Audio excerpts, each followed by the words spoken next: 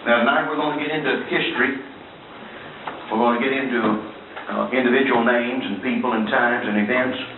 And I guess the hardest thing as far as people, as far as history is concerned, is that when we study history, we have a tendency, when we get into classes and things like that, when we study history, you got secular history, and you got what we call, in the sense of world history, in the eyes of the world by those who make the record of the world. And what happened in the world from what they say ever since time. And then what you've got is national history, in the sense of when nations have begun and all the events that take place in them.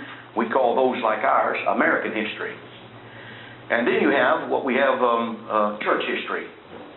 And that is in reference to the church and what took place in the church. You'll notice that the church is put against the world and the world against the church. Jesus said, "Marvel not if the world hates you." If you were of the world, then the world would hear you, but because you're not of the world, he said that the world is not only hates you, but they're not going to listen to you either. And so there's when you see world history, you're going to see, a man said this. I think it was Voltaire, along with not only Voltaire but some others. I know it was Huxley.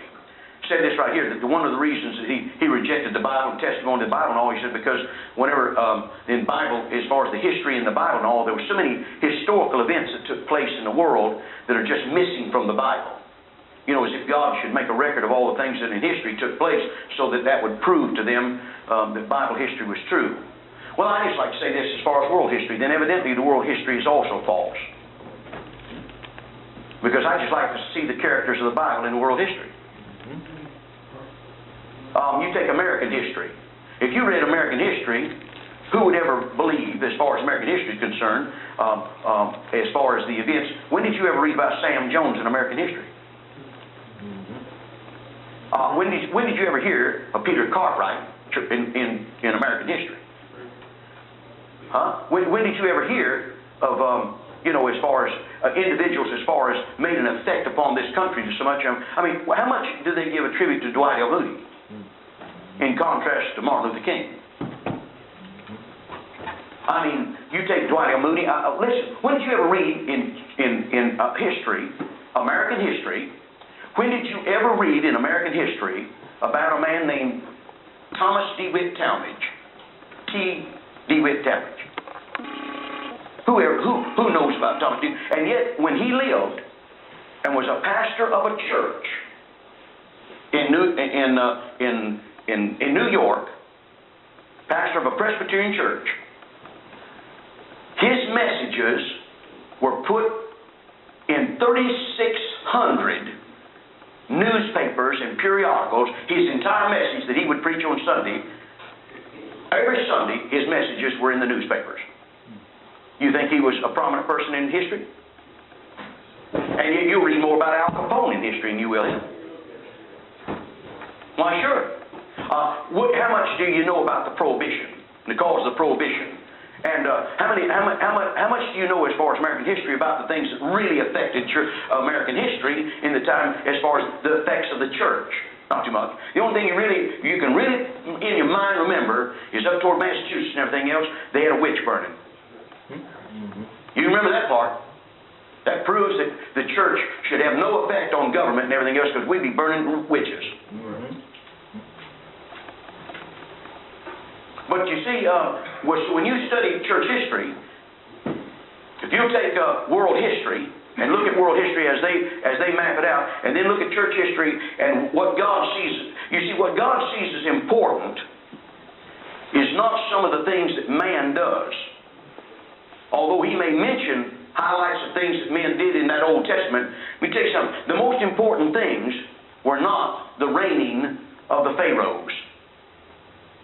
I want to tell you something. God was the author of the history of that Bible in the Old Testament. And even though those that are skeptics and all would say, well, if this Bible was true and everything else, it would have these events in history. Maybe God didn't think that they was even worthwhile. Maybe they were just part of the very history of people like Pharaoh, Nebuchadnezzar, and Darius, and Artaxerxes and such that. Those people were mentioned in the Bible and such as that. And there were kings that were mentioned, all king of Bashan and such that. They're mentioned in the Bible. But maybe as far as history is concerned, the reason that God left certain things out in history and everything else, because it was just a repetition of the same paganistic worship of a false god that he found and the children of Israel found when they went to the land of Canaan. Don't ever think for a minute because the Bible doesn't mention certain things in history that they think is a earth-shaking event that ought to be mentioned in that Bible. I want to say this right here. A lot of earth-shaking events took place in this America and this world, that the world history. Let me ask you, what would be more earth-shaking than the Son of God to show up born of a virgin in Bethlehem? Right. Mm-hmm. Right. How much does world history bear testimony to what Jesus Christ did? So don't ever let somebody, as Paul says in Romans chapter 16, he said this right here, I beseech you, brethren, mark them which cause divisions and offenses contrary to the doctrine which you've learned, and avoid them. For they that are such serve not our Lord Jesus Christ, but their own belly, and by good words and fair speeches deceive the hearts of the simple. They take advantage of you. Let me tell you what it is now. Most history now is nothing but propaganda. They change it anytime they want to for the sake of an agenda. If you don't believe it, I'll tell you what. Look, you go back and get a history book that taught American history at the turn of the century. You get you a history book and get you a copy of a history book that taught American history at the turn of the century, and then you get one that's being taught the children in the public schools today and tell me that there's not an agenda of political correctness rather than true history. So tonight, I just want to review just for a second here those causes of corruption. If you'll notice those things that we made mention of this last evening on the cause of corruption, I would remind you something. That there is a devil. And it started out with, yea, if God said. Those that despise God, according to Jeremiah chapter 23, they say, no evil should come upon you. For who hath stood in the counsel of the Lord, and hath perceived and heard His word? Who hath marked His word and heard it? Jesus said, if you were of the world would love His own. But because you're not of the world, but I have chosen you out of the world, therefore the world hateth you. He that is of God heareth God's words. Ye hear them not, because you're not of God. You know what He said? Hereafter I'll not talk much with you, for the prince of this world cometh, and hath nothing in me. So, when don't be surprised if you get this thing about, the Bible doesn't give a real thing of history and such as that. Ask that same group of people, ask them where Jesus is in their history books. Ask them where the apostles are. You say, got no place of religion. Snap that thing back for me right there. Go back another. I want to go back to the original slide there.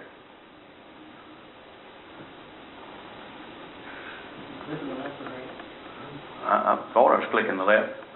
All right. So when we study history, we're going to look at history in the eyes of what took place as far as the church is concerned. And as we look at this history, first thing we're going to look at is what they refer to as the Ante-Nicene Fathers. Ante-Nicene. That means previous to the Council of Nicaea. Before the Council of Nicaea, which took place in 325, when Constantine brought the bishops together, about 318 bishops together, to try to bring unity to a church that would be submissive to the state. After that, you call post-Nicene. Ante-Nicene, post-Nicene. Before, after. They dated the church fathers in that manner. Now, when we get to talking about corruption of the Scriptures, remember last night I spoke to you about the fact that we're not as many as corrupt the Word of God. Paul warned about those that would show up even with epistles in the names of the apostles in 2 Thessalonians chapter 2. He said, be not, as far as being stirred up by things and such as that, he says that, neither by letter from us, that the day of Christ is at hand. 2 Thessalonians chapter 2. And we're warned about false apostles and deceitful workers transforming themselves into the apostles of Christ. No marvel, for Satan himself is transformed to an angel of light. 2 Corinthians 11. And it tells us this right here. It is no great thing then if his ministers also be transformed as the ministers of righteousness, whose end should be according to their works. And watch this right here. He also said if he comes, preaches another Jesus, or if you receive another spirit, or another gospel. And Paul spoke about that other gospel in Galatians chapter 1, referring it to a Judaistic gospel, where it was works under a priesthood, a gospel that Judaism was affecting. Let me tell you what the Roman Catholic Church is. The Roman Catholic Church is Judaism in the New Testament. You say, prove it. Okay, there was a priesthood. All right, you know what they did? They established a priesthood. The Bible says, though, in Peter, that we're a priesthood of believers. The church is the pillar and ground of the truth. The Roman Catholic Church has a priest. They also have a sacrifice. We don't have a sacrifice. Our sacrifice has already been offered for us, Jesus Christ. Let me tell you something. They have a priesthood. It's a mystical priesthood. In this sense right here, the priest has power to turn bread into the body of Jesus Christ, and wine, and I'm not talking about just regular wine, I'm talking about fermented liquor, when there was no corruption in him and no leaven in Jesus Christ. They take fermented liquor, bless that liquor, and say that that wine turns into the literal blood and divinity of our Lord. You know what that is? That's blasphemy. That's right. Amen. Amen. There's some say, you're anti-Catholic. No, I'm not. I'm anti-Catholic doctrine, and I'm against superstition, and I'm against the devil and his ministers. Right. There's some mighty good Catholic people being deceived by their church and its doctrines.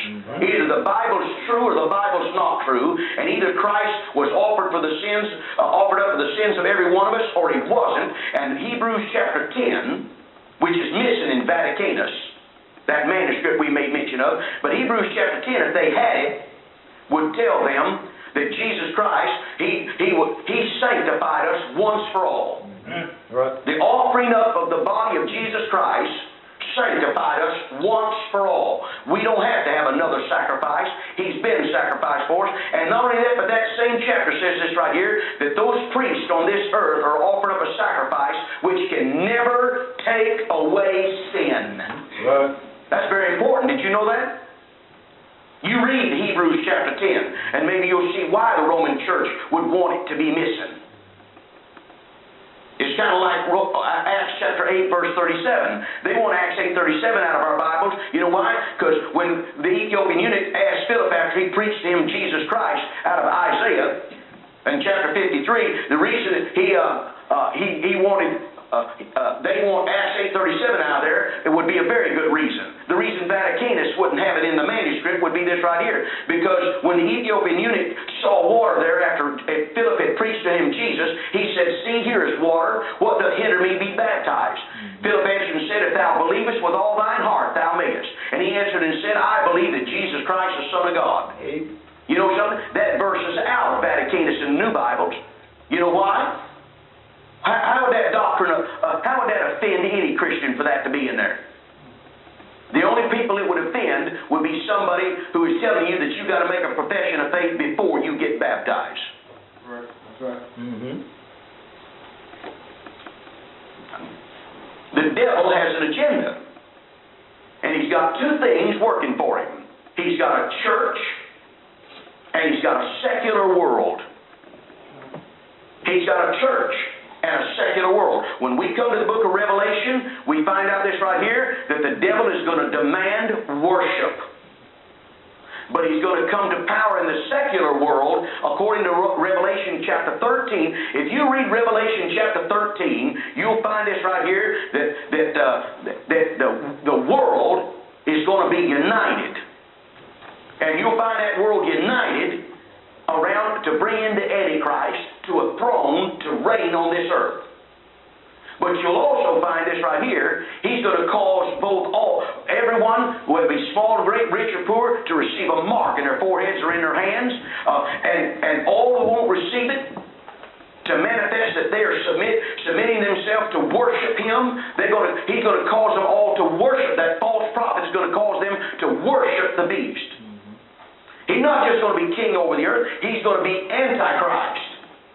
He intends to show Himself to be God and sit in the temple of God, showing Himself He is God, according to 2 Thessalonians chapter 2. I don't care what science, I don't care what the educational world, I don't care what they try to teach you and everything else. I'm going to tell you what, this world is getting together in two systems. You say what? The United Nations and the ecumenical movement, where Rome is going to be head over it. You say, Brother Baker, let me say something to you. You think that struggle's not true? If you read your papers last week, if you read the Beaufort Gazette last week, 2007, March of 2007, there was an article in there about the second or third page back where the Roman Catholic Church is now getting with the Greek Orthodox Church. The only thing they got to work out is that the Greek Orthodox Church has got to show themselves show their submission to the pontiff to be the head of the church. You say, Brother Baker, you're against the ecumenical movement? Absolutely, I'm against the ecumenical movement. Why wouldn't I want to be? You think I'm going to submit myself to the Roman Catholic pontiff? You think I'm going to bow down before a wafer and some wine? I started to say over my dead body, but I think I better say over your dead body.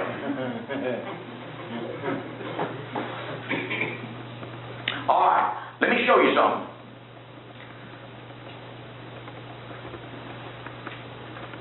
Here's a tree. Now on this tree, if you look at this tree, I put the roots. Jesus said either make the tree good and its fruit good, or else the tree corrupt and its fruit corrupt. For a tree is known by its fruit. You know what He says next thing? Beware of false prophets which come to you. He says they come to you in sheep's clothing. He calls them wolves. These false prophets come in wolves and sheep's clothing. All right? Now let's just see the root.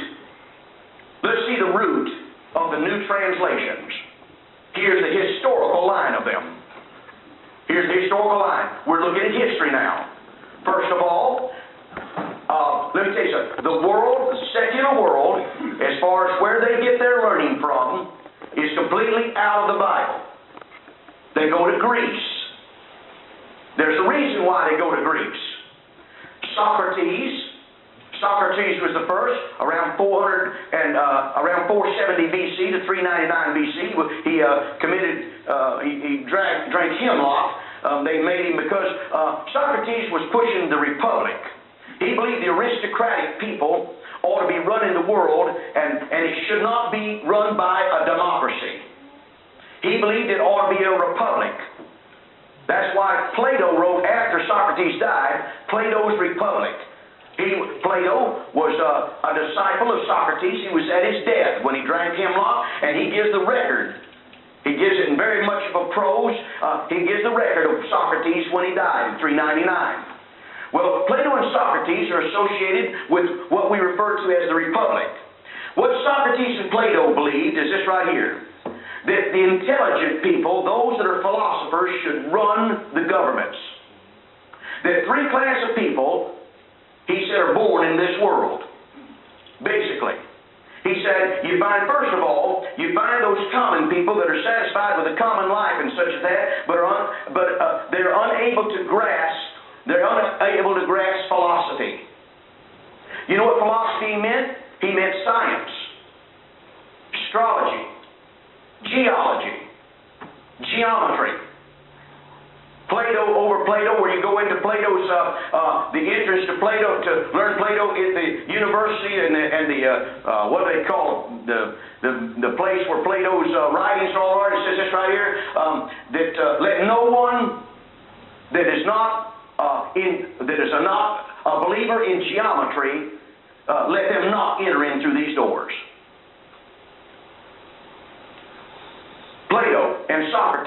they believed a republic.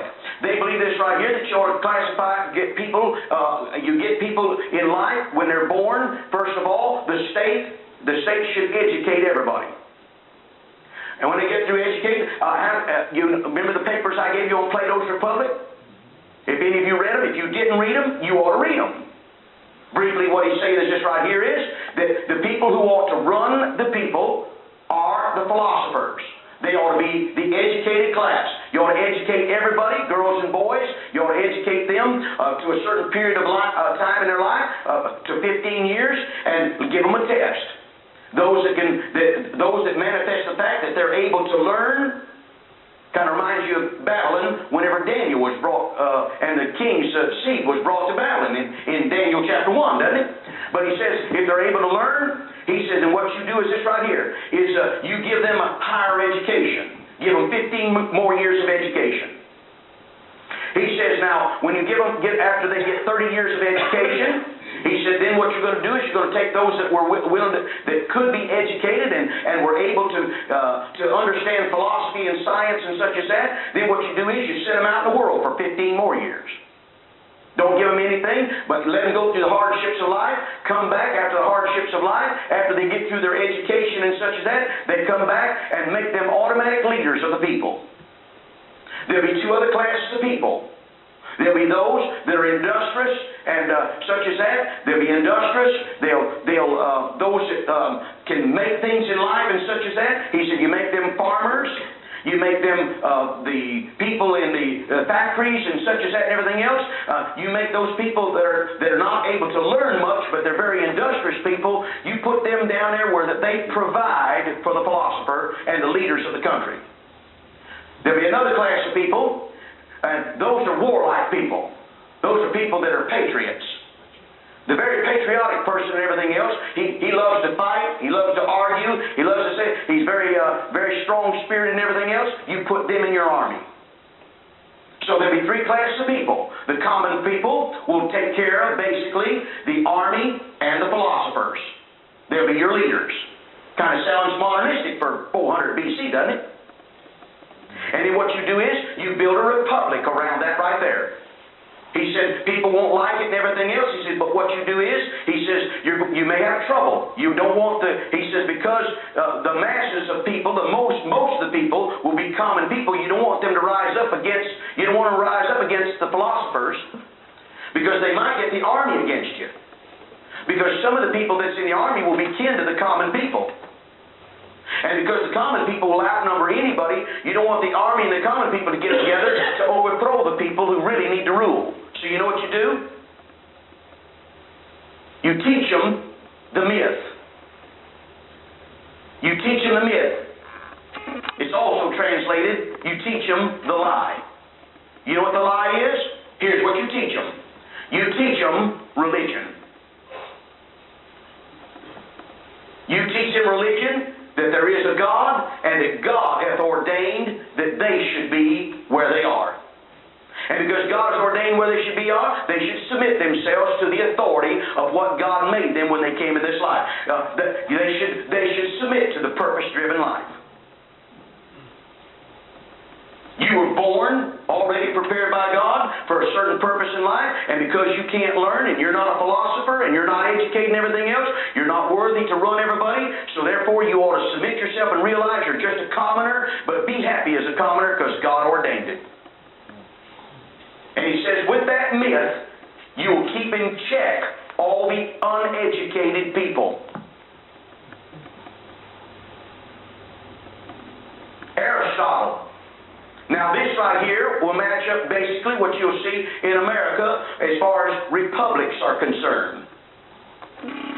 Aristotle, who was a student of Plato, but because he didn't get to take over Plato's school, Aristotle actually was against Plato's republic, and Aristotle, he believed more in socialism. Aristotle believed this right here, that although we're born in life and everything else like we are and everything else, there's no doubt that we're all born with what he says, a bad nature. And that bad nature's got to be controlled, but he believed in equality. He said, don't get people to have too much, make everybody common. Make everybody common. Get those who can learn and such that, who understand it, let them control. But basically, don't let people get too much. Because if they get too much, he says, next thing you know, you'll have fighting and feuding and everything else. Socialism is built around Aristotle doctrine. So you find Socrates, Plato, and Aristotle. They're the philosophers. At this time here, by the time you get around Christianity, you find Philo. This is Philo of Alexandria. And Philo of Alexandria, if you take a look at him around 20 BC to 50 AD, here's Philo. He's known as Philo of Alexandria and as Philo Judaeus. Was a Hellenized Jewish philosopher. Notice he's Jewish. Out of Alexandria. Guess what? We'll find a link to Alexandria and that school right now, and we'll see why the Bibles read different right now. Philo of Alexandria, it says he was a Hellenized. You know what Hellenized means? He accepted the Greek traditions and the Greek way of life, rather than keep his Jewish ancestral traditions and all. He compromised himself and embraced the Greek theology. He accepted the Greek way of life. He married it with Judaism in such a way that he was seen as a compromiser. Hellenization has to do with Greece. He was a Hellenized Greek philosopher, born in Alexandria, Egypt, and talks about, he says, his influence of Hellenism. Philo quotes the epic poets with frequency or alludes to passages in their works. He has a wide acceptance with the works of the Greek philosophers. He holds that the highest perception of truth is possible only after an encyclopedic study of the sciences. The dualistic contrast between God and the world, notice, the dualistic contrast between God and the world, between the finite and the infinite, appears in both Platonism, there's Plato, and Neo-Pythagorean. He said the influence of Stoicism is everything in the material world is connected with something evil. That's Stoicism. Is unmistakable in the doctrine of God as the only efficient cause, in that of divine reason immanent in the world, in that of the powers emanating from God and the suffraging of the world. In the doctrine of the Logos, various elements of Greek philosophy are united. There's Philo. Next in line to him in Egypt, as far as Alexandria, Egypt, comes a man by the name of Clement. Well, I said it was. Let me see something. Let me see here. Get back up to my bad tree. All right. Let me get down here. Clement of Alexandria was the first member of the Church of Alexandria to be more than a name and one of its most distinguished teachers. He was born about the middle of the 2nd century and died between 211 and 216. He united Greek philosophical traditions with the Christian doctrine and valued gnosis. You know what gnosis is? That's where Gnostics come from. Gnosis is a Greek word which means knowledge. And look at this, as secret knowledge. That's why they were called Gnostics, that only they could understand. And the reason being is, they were the only ones who were learned enough that they believed that they could understand how philosophy of the Greeks could marry it with the philosophy of Christianity and make it one philosophy where everybody could accept it.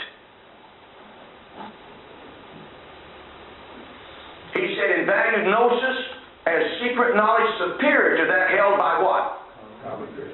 You see that right there? You common people can't understand philosophy, and because you can't understand philosophy, you really can't understand the real depths of Christianity, and you can't understand how that all of this could work together for the better good. The thoroughness of his education is shown by his constant quotation of the Greek poets. Notice, his constant quotation of the Greek poets and philosophers. He traveled in Greece, Italy, Palestine, and finally Egypt. He became the colleague of Pantaenus. Colleague of Pantaenus. Pantaenus was after Philo was Pantaenus, and then Clement. But Clement was the one who actually married the philosophies of the Greeks with Christianity. He was the head of what? Catechetical school. That is exactly right. We call it the catechisms. The school of Alexandria and finally succeeded him in the direction of the school. One of his most popular pupils was who? You know who that is? Athanasius Origen. You know who he is? The one who wrote the Hexapla. You know who he is? He's the one that Eusebius went and got his scriptures from. You know who he is? He's the one Jerome came and got his scriptures from, for the Jerome Latin Vulgate. During the persecution of Stephanus Severus, 202 to 203, he sought refuge with Alexander, then bishop, in Cappadocia, afterward of Jerusalem, from whom he brought a letter to Antioch in 211. The significance of Clement in the history of the development of doctrine is, according to Adolf Harnack, that he knew how to replace the apologetic method by the constructive or systematic to turn the simple church tradition into what? A scientific dogmatic theology. It is a marked characteristic of his that he sees only superficial and transient disagreement where others find a fundamental opposition. He is able to reconcile or even to fuse differing views to an extent which makes it almost impossible to attribute to him a definite individual system. He is admittedly, and what is that word there? Eclectic. Eclectic? Man, I thought I remembered that word.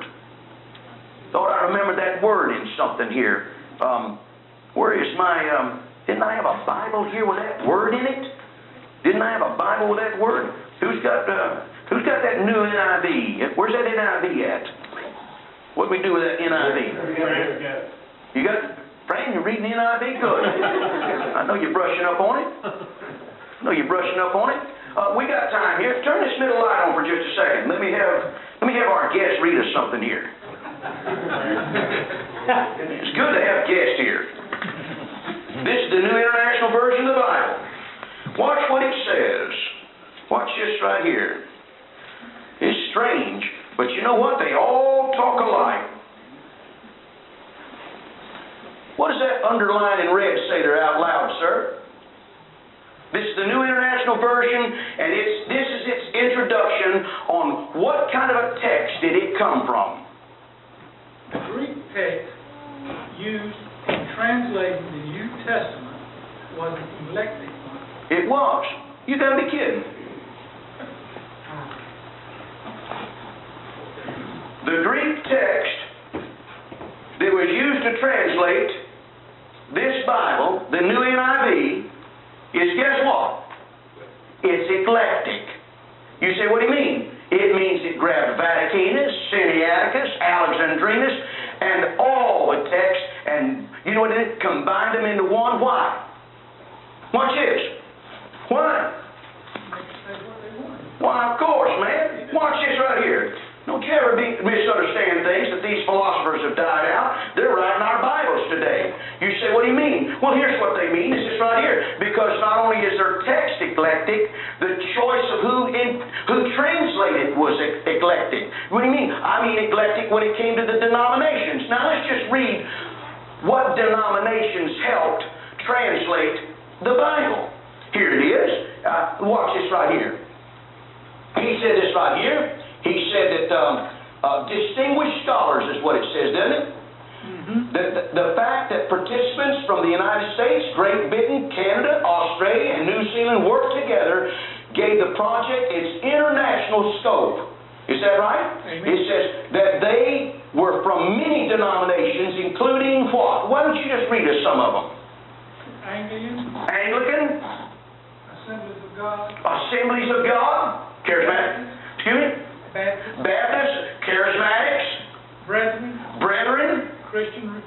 Christian Reformed, Church of Christ, Church of Christ, Water Dogs, Evangelical Free, Evangelical Free Churches, Lutheran, Lutheran, Mennonite, Mennonite, Methodist, Methodist, Nazarene, Nazarene. You can't keep saying unless you keep working on it. Presbyterian, Presbyterian, Wesleyan, Wesleyan, and others. and others. You know what that is? That's supposed to be a compliment to everybody saying that. Shows you we're not prejudiced. The head of the New Testament, the head of the New Testament department of the NIV was a homosexual. In the NIV, you don't find the word sodomy anymore in it. Right. Reckon they had any influence on it? Well, what about all those denominations and their doctrinal distinctions? You reckon they had anything to do with that Bible? You say, Brother Baker, did they? Did they? Well, I just happened to do a little correlating in it, just by perchance, in the last 3 or 4, 5, 6 weeks. And so I just wrote down all the verses to show you that this eclectic text here will let you be a Mormon, a JW, a Catholic, a Trinitarian, and others. It'll let you be a charismatic. I'll give you the verses to show you how they'll change the Bible so that you won't be offended even if you're a sodomite. Right. As long as you profess Christ. Let's build some bridges. All right, you turn out that line. He is admittedly an eclectic. His attitude determines especially his treatment of non-Christian what? He can get along with everybody.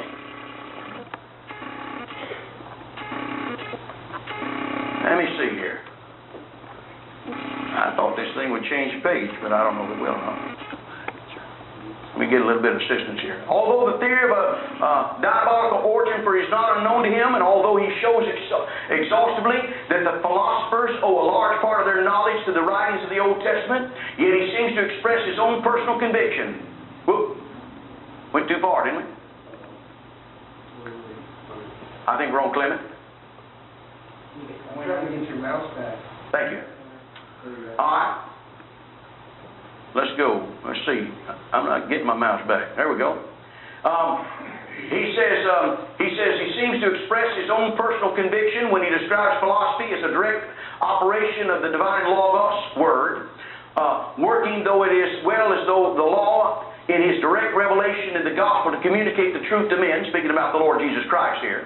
It is true that the knowledge of the philosophers was elementary, fragmentary, and incapable of imparting true righteousness. And it was far surpassed by the revelation given through the law and the prophets, as that again was still further surpassed by the direct revelation of the incarnate, notice word, speaking of the Lord Jesus Christ.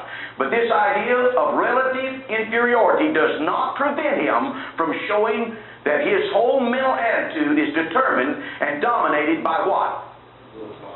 Philosophical tradition. Next page. All right. Okay.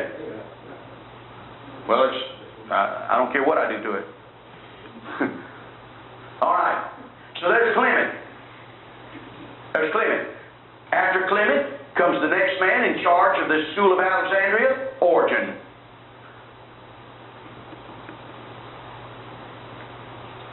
Origen. He's an early Christian scholar, theologian, and one of the most distinguished of the early fathers of the Christian church. That means Catholic.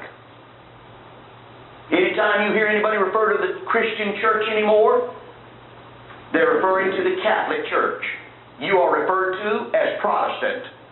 In every article in the newspaper, and every article that you get from encyclopedias and such as that, even though you have to kind of read between the lines when you talk about Christian. You have to talk about Christian. I want to say this right here. When he says Christian church, he's talking about the Catholic Church. Origen is a great man in the Roman Catholic Church and amongst the theologians that are not Bible believers. Bible believers shun Origen all along. His writings are important as one of the first intellectual attempts to describe Christianity. All right, let me see if we can get to the next page. Origen's full name, Origenes Adamantus. Let's see, let me come down to something. He says this right here. On scriptural texts that would later become the Bible in elementary studies, however, in 202, Origen's father was killed in the outbreak of the persecution during the reign of Severus. Origen wished to follow in martyrdom, but was prevented only by his mother hiding his clothes. Origen, however, was taken under the protection of a woman of wealth and standing, but as her household already included a heretic named Paul, the strictly Orthodox Origen seemed to have remained with her only a short time. Since his father's teaching enabled him also to give elementary instruction, he revived in 203 the school of Alexandria. Notice, catechisms again. Whose last teacher, Clement of Alexandria. Notice, he took over the school that Clement left behind. He was apparently driven out by the persecution, but the persecution still raged, and the young teacher increasingly unceasingly visited prisoners, attending the courts, and comforted the condemned, himself preserved from harm as if by a miracle. You can understand why. His fame and his number of his pupils increased rapidly, so that the bishop of Alexandria made him restrict himself to instruction in Christian doctrine alone. Origen, to be entirely independent, sold his library for a sum which netted him a daily income of 4 obols, of which he lived by exercising the utmost frugality. It was enough for him just to get him by, but because he didn't work, he just went about teaching and had almost 7 stenographers following him around to record all of his words and teachings. Teaching throughout the day, he devoted the greater part of the night to study of the Bible and lived a life of rigid asceticism. According to some traditions, he carried this to such an extent that, fearing that his position as a teacher of women as well as men might give ground for scandal to the heathen, he followed Matthew 19:12 literally, and he took care of himself so that he wouldn't have to worry about women anymore. You can tell he's a real Bible believer. I'm glad he didn't come to that verse that said, pluck your eyes out if they offend you.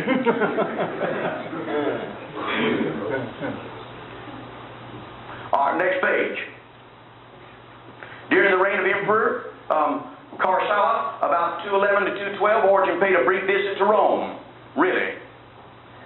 But the relative laxity during the pontificate seemed to have disillusioned him, and on his return to Alexandria, he resumed his teaching with zeal, increased by the contrast. Notice, increased by the contrast of Rome and the studies of Alexandria. But the school had far outgrown the strength of a single man. The catechumens pressed eagerly for elementary instruction, and the baptized sought for interpretation of the Bible. Under these circumstances, Origen entrusted the teaching of the catechumens to Hercules, the brother of a martyr Plutarch, his first pupil.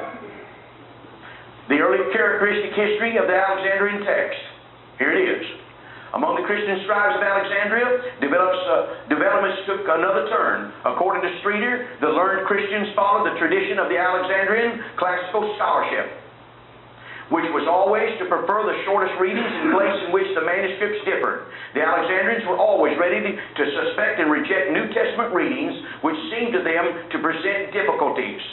John Bergen, one of England's greatest believing Bible scholars, proved this long ago by pointing out a relevant passage in Origen's commentary on Matthew.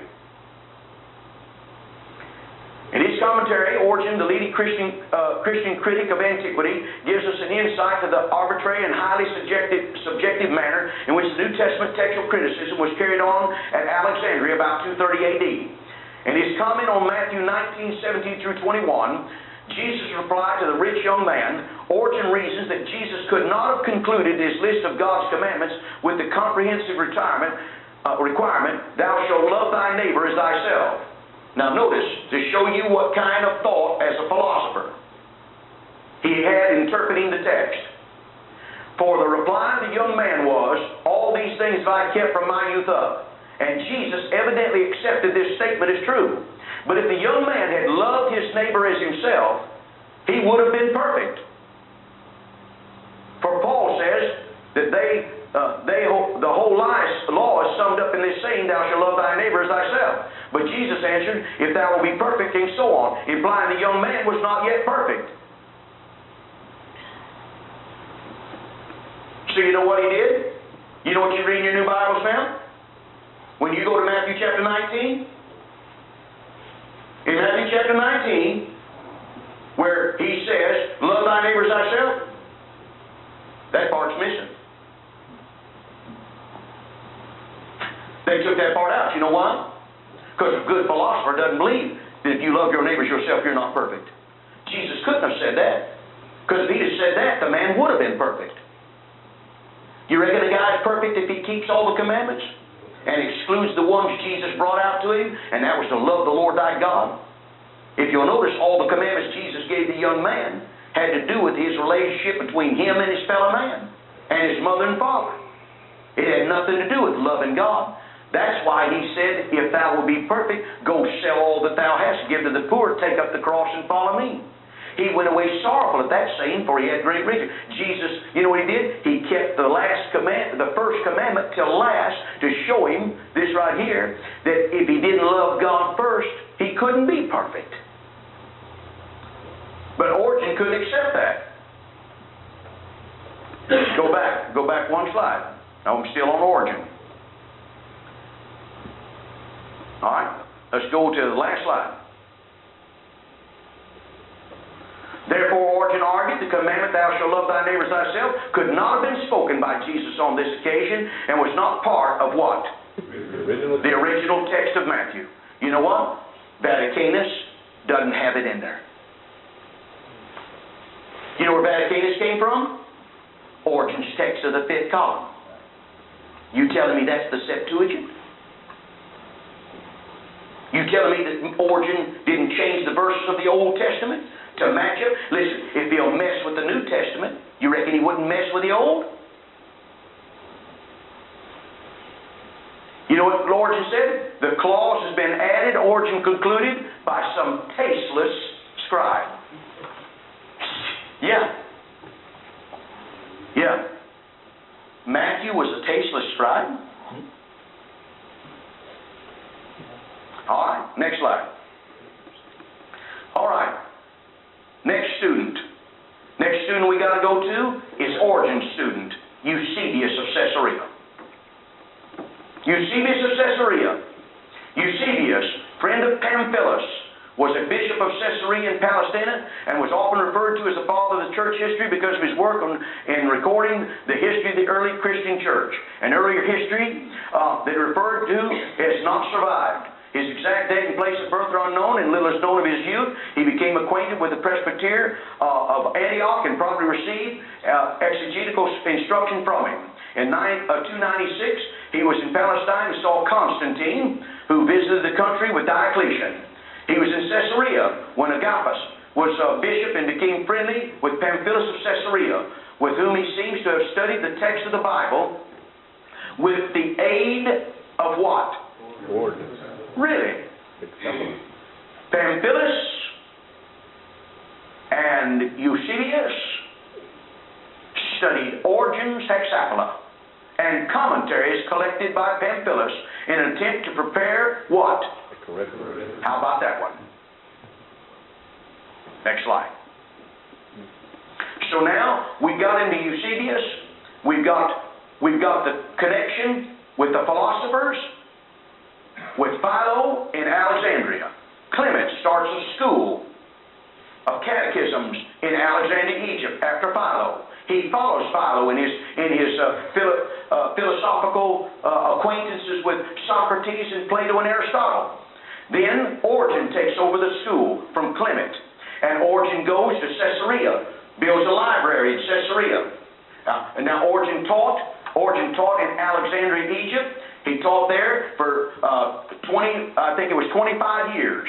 He left Alexandria, Egypt, went to Caesarea. He taught in Caesarea. He started a school also, a catechism there. He started teaching his students there. For 20 years he was teacher in Caesarea. That's where his library, the library of Origen, was found in Caesarea.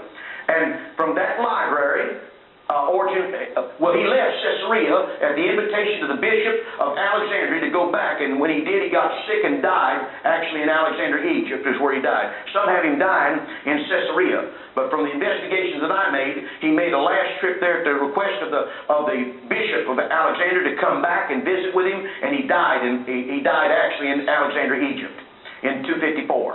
In Origen here, the person that followed him was Eusebius and Pamphilus. That Eusebius, when he was asked to get the 50 copies for Constantine, according to his own testimony, he got 50 copies, and we'll read it when we get to Constantine. You'll see where he requested and gave him permission, and when he got those copies, he got them from the Hexapla.